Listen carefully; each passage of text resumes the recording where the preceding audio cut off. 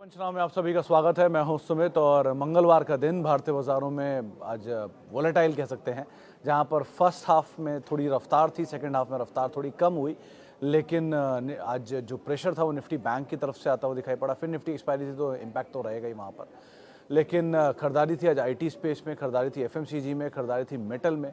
PSU basket जो कि लगातार तेज़ी में ऑलरेडी कामकाज कर रहा है, ज़ोरदार तेज़ी में तो वो है ही। इसके अलावा फार्मा में, आईटी, एनर्जी, ये कुछ ऐसे स्पेस जो कि आज खरीदारी में कामकाज कर रहे हैं, specially mid cap small cap जो कि ऑलरेडी नए रिकॉर्ड स्तरों पर है। 40,000 का आंकड़ा मिड कैप ने पार किया, स्मॉल कैप भी नए रिकॉर्ड स्तरों पर पहुंचा। और एडवांस डिक्लाइन अगर आप देखेंगे तो एडवांसेस में भी करीब 1800-1900 शेयर तेज़ी में और 900,000 शेयरों के अंदर बिकवाली देखने को मिली थी। बीएससी पे 2300 शेयर, 2200 शेयर ऐसे थे जो कि तेज़ी में थे और करीब 1100-1200 शेयर ऐसे जो कि बिकवाली के साथ कामकाज कर रहे थे। लास्ट आवर में थोड़ा बहुत बाइंग ज़रूर सेलेक्टिव बैंक्स के अंदर आई थी, लेकिन फिर भी इंडेक्स मोर लेस आज नेगेटिव साइड पे, फ्लैट टू नेगेटिव साइड पे जाके कहीं बंद होता हुआ दिखाई पड़ा। आज क्रूशल पार्ट ये है कि स्टॉक स्पेसिफिक स्टोरीज मार्केट में ड्राइव कर रही हैं, तो उसका इम्पैक्ट था। एफ&ओ के टॉप गेनर्स में आप देखेंगे तो पीएसयूज दिखाई पड़ेंगे, मेजरली पेट्रोनेट, एलएनजी ऐसी कंपनियाँ जो कि आज एफ&ओ के टॉप गेनर्स में शुमार थे। इसके अलावा टाटा कम्युनिकेशन अपने नए रिकॉर्ड स्तरों पर पहुंचा, वो भी वन ऑफ द गेनर था एक समय पर एफ&ओ के। इसके अलावा कुछ और अगर नामों की बात करें जहां पर एफ&ओ में अच्छे मूव आते हुए दिखाई पड़ रहे थे, तो उसमें सेलेक्टिव एनबीएफसी स्पेस के शेयर थे। जी एंटरटेनमेंट था जो कि आज 2.5-3% के आसपास की तेज़ी दिखा रहा था, यहाँ पर कुछ हद तक खरीदारी बनते हुए दिखाई पड़ रही थी। जुबिलेंट फूड आज का स्टार परफॉर्मर था, करीब 6 से 7% की तेज़ी वहाँ देखने को मिली और वो शॉर्ट कवरिंग के ट्रिगर पे वहाँ पर भी अच्छी खरीदारी थी और 530-535 ये क्रूशल जोन्स के आसपास वो पहुँचता हुआ दिखाई पड़ा। तो वहाँ आप मूव आया, तो डाइवर्सिफाइड स्पेस में बाइंग थी और पिकअप आ रहा है बेसिकली उन स्पेस में जहाँ पर फेस्टिव डिमांड का एक इम्पैक्ट आता हुआ दिखाई पड़ सकता है। तो फेस्टिव से पहले इन एरियाज़ के अंदर थोड़ा बहुत पिकअप देखने को मिला, लेकिन जो ज़ोरदार तेज़ी है वो मिड कैप स्मॉल कैप के अंदर है और एक अच्छी खासी बढ़त के साथ वो इंडिसेस ऑलरेडी कामकाज कर रहे हैं। लगातार 7वां सत्र जबकि मिड कैप स्मॉल कैप के अंदर खरीदारी आज आपको आते हुए दिखाई पड़ेगी। लार्ज कैप में थोड़ी बहुत बाइंग थी आईटी में, जिसमें टीसीएस, इन्फोसिस थोड़ा बहुत परफॉर्म कर रहे थे, न्यूज़ फ्लोज भी थे दोनों में, तो उसका भी एक इम्पैक्ट था। टीसीएस में तो खासतौर से टाइप था, उसका एक इम्पैक्ट देखने को मिल रहा था। लेकिन प्रेशर था आज बैंक्स में, मिड कैप भी और लार्ज कैप भी, दोनों के अंदर ही प्रेशर था। लेकिन रेलवेज, डिफेंस, सीमेंट में जेके सीमेंट जैसे शेयर जो कि एफ&ओ के टॉप गेनर में थे, सेलेक्टिव शुगर, पेपर, ये कुछ ऐसे सेक्टर थे जहाँ पर आज खरीदारी थी। इवन रिटेल एंड टेक्सटाइल्स जहाँ पर भी थोड़ी बहुत खरीदारी बनते हुए दिखाई पड़ी। तो ब्रॉडर मार्केट्स में खरीदारी है और कॉशियस स्टांस अपना कंटिन्यू रखिए, क्योंकि ऑलरेडी बहुत बड़ी तेज़ी इंडेक्स में देखने को मिली है, तो उसके हिसाब से ही आप यहाँ पर अपनी रणनीति बनाएंगे। चलिए अब सवाल जवाब का सिलसिला शुरू कर लेता हूँ और बातचीत कर लेता हूँ फेसबुक और यूट्यूब पे जो सवाल आ रहे हैं उनको लेकर। पहले फेसबुक के सवालों पर नज़र डाल लेते हैं। सबसे पहला सवाल जो मेरे पास आया है उसमें, okay, view on Raghav productivity please, can we add it at CMP और वेट फॉर डिप?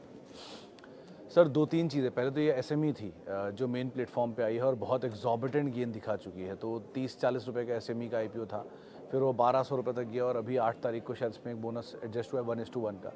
तो उस बोनस के बाद अब वो 500 रुपये, 550 रुपये के आसपास कामकाज करे। तो ये पहला पार्ट है। दूसरा, ये कंपनी जयपुर बेस्ड है और इसका जो प्रोडक्ट है वो बहुत यूनिक है, उसका नाम मैं मिस कर जाता हूँ, आर से नाम है वो, उसमें वो कंपनी कामकाज करती है जो बेसिकली एलिमेंट्स जो होते हैं उनके इनपुट प्रोडक्ट्स प्रोवाइड कराने के लिए इस कंपनी का काम है। सेमी कंडक्टर के लिए भी कंपनी कामकाज कर रही है, उसके इनपुट प्रोडक्ट्स में बेसिकली कंट्रीब्यूट करती है। एक्सपोर्टर है मेजर, और दूसरी जो राइवल इनकी वो टाटा ग्रुप है जो कि इसमें रिफ्रैक्टरीज में बेसिकली कामकाज करती हैं। तो ये तो कुछ इस कंपनी की बेसिक डिटेल है। दूसरा, इस कंपनी में प्रमोटर की होल्डिंग 63% है और 15% के आसपास की हिस्सेदारी आपको बाकी सारे बड़े नामों की दिखाई पड़ेगी। इसमें राकेश झुनझुनवाला, किरारे एंटरप्राइजेज, या फिर Ashish Kacholia and the who's who of the market, उन सब का स्टेक इसके अंदर है। तो उनके लास्ट स्टेक जो ऑफलोडिंग हुई थी वो 800-850 रुपये के आसपास स्टेक लिया गया था, तो आप एडजस्ट कर देंगे तो 430-420 रुपये की रेंज में कहीं खरीदारी है। तो अगर आप ऐड करना चाह रहे हैं तो 420-430 का ही एक स्टॉप लीजिए, वहीं पर ही आप मैक्सिमम ऐड कर सकते हैं। टाइम देंगे तो ये पैसा बना के देगा, अगर आप इमीडिएटली सोच रहे हैं पैसा बन जाएगा तो चांसेस कम है। तो थोड़ा थोड़ा ऐड करना चाह रहे हैं तो आपको 420 430 के लेवल जोन ठीक है आपके लिए। नीचे भी आप ऐड कर सकते हैं यहाँ से, क्योंकि बहुत ज़्यादा नीचे जाता नहीं है, ये आमतौर पे 500 520 की रेंज में घूमता है। तो कहीं भी नीचे मिल जाए वहाँ ऐड कर लो, और अदरवाइज में समय दो तो ही पैसा बनेगा, लेकिन टाइम काफ़ी ले सकता है ये, उसके हिसाब से आप कॉल लेना। 2 कंपनी की मैनेजमेंट से पर्सनली बात कर चुका हूँ कई बार, सो अच्छी मैनेजमेंट है, अच्छे लोग हैं, और इन्वेस्टर भी काफ़ी अच्छे अच्छे हैं कंपनी के अंदर, पेडिग्री बहुत अच्छी है इन्वेस्टर्स की। सो आप टाइम दो, बट डिप मतलब 500 रुपये मैक्स 490 रुपये, इसके आसपास आप खरीदारी कर सकते हो। ओके, आईटी सेक्टर और इनग्रेविया, टाटा मोटर और फ्रेश बाय के लिए स्टॉक। सत्यम जी मत बाय करो कुछ भी, ज़रूरी नहीं हर रोज़ बाय करना। इनग्रेविया बोल दिया आपने बाय कर लिया, चलिए समझ में आता है। आपने आईटी बोल दिया आपने बाय कर लिया, चलिए ये भी समझ में आता है। टाटा मोटर बोल दिया, चलिए वो भी बाय कर लिया, आपने समझ में आता है। लेकिन ज़रूरी हर टाइम बाय करते रहना मत करो, कभी कभी बाय, कभी कभी सेल करने में भी अक्लमंदी होती है।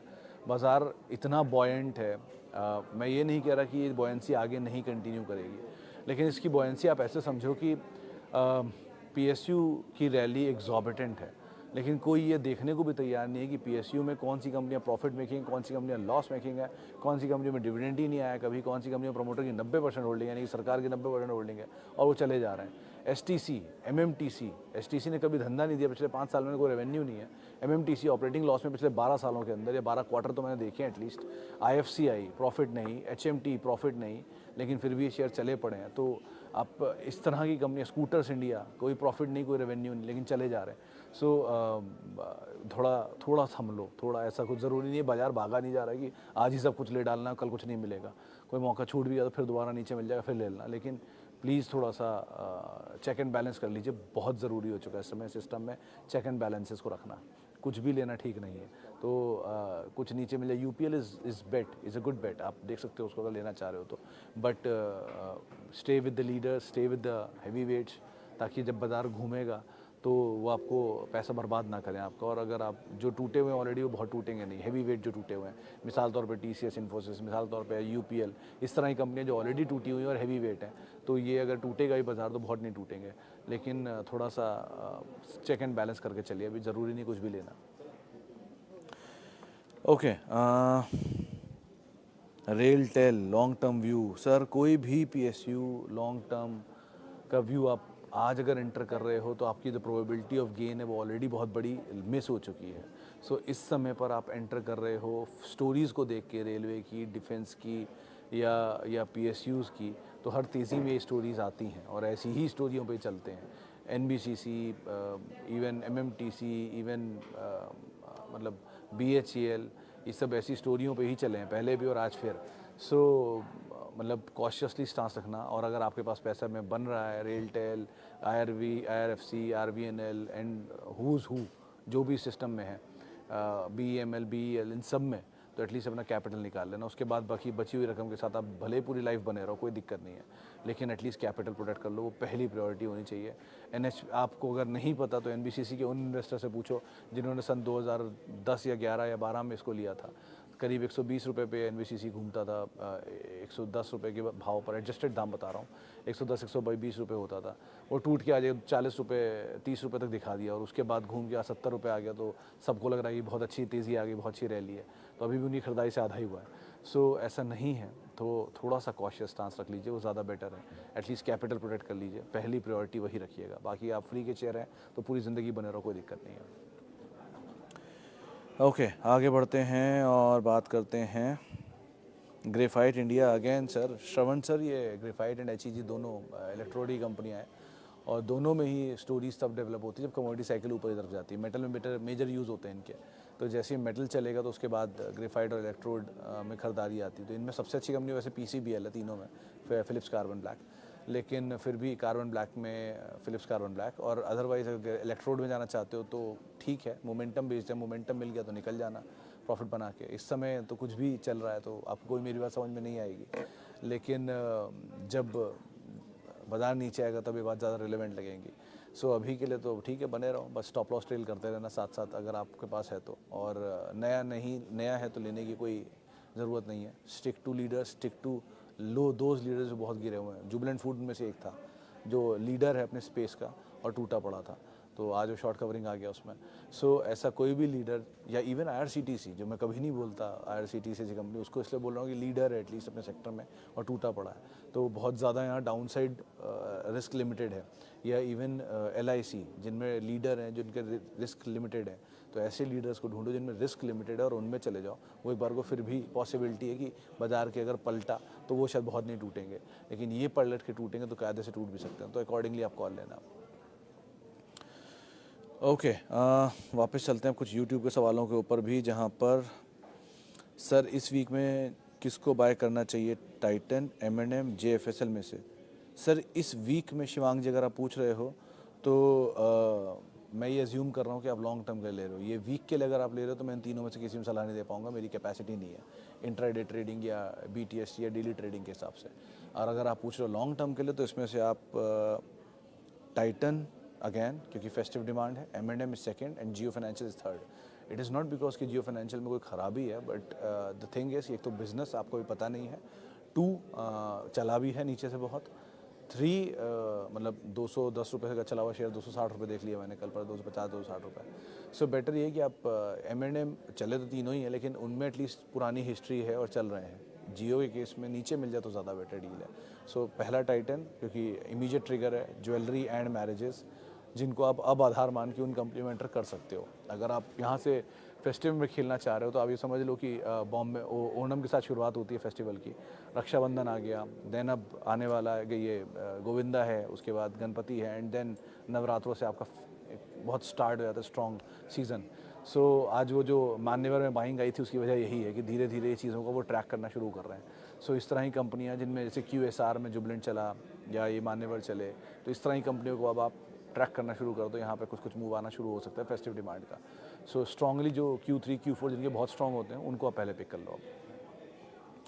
Sir I ME Organics prospectus for long term and I have SBI card for 550, which price why it's moving in range from past 3 years and not crossing 1000 mark. ये अनिल जी SBI का parent भी ऐसे ही चल रहा है, अगर उसको देखो तो वो भी तो 540 से 620 के बीच में घूम रहा है। सो बेटर SBI कार्ड में तो कोई घबराने वाली बात नहीं है, उसमें तो आप बने रहो आराम से। और ME ऑर्गेनिक्स में भी घबराने वाली बात नहीं है। मतलब अभी मैं रिसेंटली एक इवेंट में गया था SBI स्मॉल कैप के, उसमें एक स्मॉल कैप के फंड मैनेजर थे, उन्होंने नाम मेंशन किए थे इसके, फाइन ऑर्गेनिक भी उन्होंने बोला, इनफैक्ट फाइन ME दोनों को बोल रहे थे कि आप होल्ड कर सकते हो, ऑर्गेनिक बिजनेस में अच्छी ग्रोथ आ सकती है, वैसे भी केमिकल पिकअप कर ही रहा है। सो बने रहो सो फार तो दोनों में ही, बट अगेन कॉशियस स्टांस थोड़ा रखिएगा बाजार में इस समय पर। ओके, कैंपस कर सकते हो विशाल सर, ऑलरेडी बहुत करेक्शन आ चुका है। अपना IPO प्राइस दिखाने में वहाँ से तो बहुत अच्छी करेक्शन आ चुकी है। हालांकि वो बात अलग है कि अभी IPO अभी नया IPO है तो 2-3 क्वार्टर और झटके खाएगा, लेकिन ठीक है, second half of financial year इनके लिए बेटर होगा फेस्टिव की डिमांड को देखकर, तो मूवमेंट मिल जाएगा चाहिए, तो उस हिसाब से आप देख सकते हो। मतलब बहुत जहाँ टूट गए हैं ईदर या जो बॉटम के करीब हैं उनको एक बार को लेने में इतना रिस्क नहीं होता कंपेरेटिवली उनके जो कि बहुत तेज़ी में। थोड़ा समय ले लेगा कैंपस, लेकिन चल जाएगा। थोड़ा समय अगर है आप तो बने रहो, लेकिन एंटर करने में कोई खास रिस्क है नहीं, आप एंटर कर सकते हो। अभी मार्केट काफ़ी एक्सपेंसिव लग रहा है, बट आपको भी वैल्यू बाय किन स्टॉक्स में दिख रही है? गर्ग साहब देखो, मेरा पर्सनल ओपिनियन पूछोगे तो मैं तो लार्ज कैप IT ढूंढ रहा हूँ। मतलब पहले ही मैं बोला उसके बारे में, फिर से बोल रहा हूँ, तो TCS Infosys again I will go for. जिन कंपनियों में प्रमोटर का स्टेक बिका है अभी ब्लॉक में और बाकी चीज़ों में, उनमें एंटर करना ठीक नहीं लग रहा मुझे, क्योंकि उनमें एंटर करना रिस्की हो सकता है एक बार को। सो आप उनमें एंटर करो जहाँ पर लोअर लेवल पर वो शेयर कामकाज कर रहा है। Even UPL was a good bet, 560 550 का स्टॉप लेके आप इसमें एंटर कर सकते हो। PSUs से बिल्कुल दूर रहो, डिफेंस से दूर रहो, जहाँ जहाँ पे स्टोरी कुक हो रही है उन सबसे दूर रहो, क्योंकि स्टोरी कुक ही तब होती है जब इधर एग्जिट होना होता है या फिर शेयर चलाना होता है। सो अवॉइड करो उनको, ज़्यादा बेटर है। अदानीज़ इवन मुझे तो लग रहा है उसमें भी कुछ कुछ आप एंटर कर सकते हो, अदानी पावर, अदानी ट्रांस में, जिनका पहले भी जिक्र किया। विल्मर भी बहुत खास रिस्की नहीं है अभी। सो ये कुछ नाम है जो ठीक लग रहे हैं, बाकी वेट एंड वॉच वाली सिचुएशन है। जो परमा गुड कंपनीज़ हैं उनके किसी भी फॉल में आप एंटर कर सकते हो।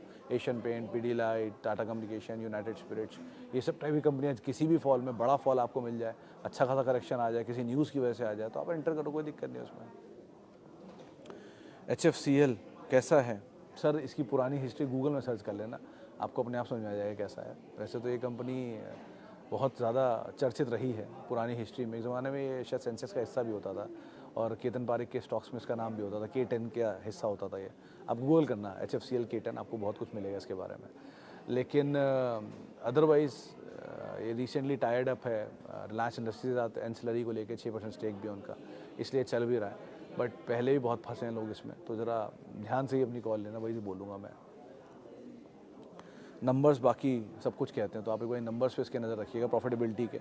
अगर नंबर सपोर्टिव हैं तो आप एक बार को इसमें फिर कॉल ले सकते हो। लेकिन अभी के लिए तो यही बोलूँगा कि इस हिसाब से आप, इसकी पुरानी ट्रैक रिकॉर्ड तो काफ़ी ख़राब थी, अब सिचुएशन बदल रही हो या इक्विपमेंट्स बेटर हो गए हो तो नंबर रिफ्लेक्ट हो ही जाएगा अपने आप। What about HPCL dividend for this year? Gland, Jio Financial and Bandhan Bank for long term. Jio and Gland is good. Gland already वो 880 का स्टॉप लेके लॉन्ग की बात हुई थी उस टाइम पर, ऑलरेडी बहुत भाग गया वहाँ से, 1600-1700 रुपये आ गया, लेकिन फिर भी ठीक है, एंटर कर सकते हो, स्टॉप डीप हो जाएगा आपका। लेकिन जियो भी ठीक है अगर आप लोअर लेवल पे ऐड करना चाह रहे हो। बंधन में कुछ न्यूज़ फ्लोज आने की बात थी अभी, वो आसाम से रिलेटेड, मानसून होके गया तो 2 क्वार्टर इनके नंबर वीक ही रहेंगे। फिर आसाम में मेजर एक्सपोजर, अगर कुछ भी गड़बड़ हो गई बाढ़ की वजह से वहाँ पर, तो उसका एक इम्पैक्ट आप फेस करोगे अगले क्वार्टर के नंबर्स के, तो इसलिए अभी उसको तो रुक ही जाओ। और रही बात HPCL, तो it's a dividend bet, otherwise भी PSUs चले हैं, OMCs चले नहीं है, होता चल भी जाए, लेकिन ये सीजनल फ्रॉग हैं, आप देख लेना, जैसे जैसे सीज़न आएगा वैसे तेज़ी आएगी, बाद में फिर वैसे हो जाएंगे नॉर्मल। सो इन सब में अगर बेट करना है तो फिर भी BPCL IOC is better comparatively, तो आप देख सकते हो otherwise. Okay, NMDC and Tata steel for long term from metal. Tata steel is good. Prasannajit sir, उस भागा बहुत है, 140 रुपये आ गया और नए हाइस पर ये ऑलरेडी सेक्टर कामकाज कर रहा है, तो अगर कोई डिप मिले तो इज़ गुड। NMDC का डिविडेंड यील्ड अब खत्म हो गया है, मतलब अगर आप पहले कंपैरिजन में देखोगे जो यील्ड आप गेन कर सकते थे इसमें, वो मिस हो गया है। इवन मैं तो अभी वो भी चेक कर रहा था कि NMDC स्टील भी बहुत चला इस तेज़ी में, जबकि उसका बिजनेस भी नहीं है, पिछले 3 क्वार्टर के नंबर में 0 रेवेन्यू है, लेकिन ठीक है चला है तो अब क्या कर सकते हैं, चल ही रहा है। सो NMDC के केस में आप डिविडेंड यील्डिंग है तो किसी झटके में लोगे तो आपको यील्ड अच्छा मिलेगा, मतलब NMDC के केस में एक कॉन्ट्रा प्ले होता है, अगर आप किसी गिरावट में लेते हो तो आपका डिविडेंड यील्ड बेटर हो जाता है, अगर आप तेज़ी में लेते हो तो भागता है। अब वो कहीं बीच में अटक गया, मान लो वो ना 80 रुपये गया ना वो 140 गया और कहीं 100 रुपये की रेंज में रह गया, तो आपका यील्ड भी बेटर नहीं आएगा और गेन भी नहीं आएगा, तो इसलिए इसमें प्रॉब्लम होता है। बट अगेन NMDC में खोने के लिए बहुत कुछ होता नहीं है, तो डिविडेंड मिल ही जाता है आपको हर हाल में, बेटर है, बने रह सकते हो उसमें, तो बुराई नहीं है उसमें, आप आराम से दोनों कंपनी को होल्ड कर सकते हो। But buying on dip would be very nice if in case you want to do it.